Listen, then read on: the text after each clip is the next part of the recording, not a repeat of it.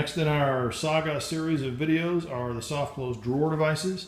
And so this entire bank of drawers has the soft close devices installed.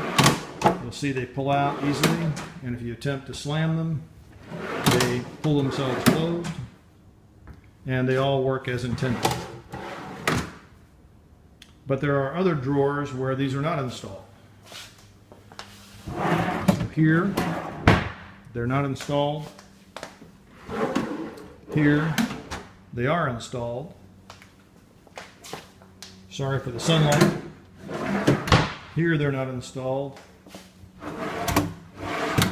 Here, they're not installed. And obviously, they are not installed here either. Although, I think the expectation was this would have soft close devices on it. And they do actually make a soft close device just for a wastebasket.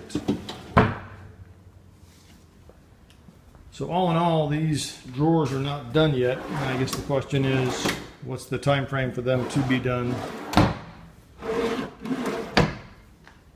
And these are also not done over here. So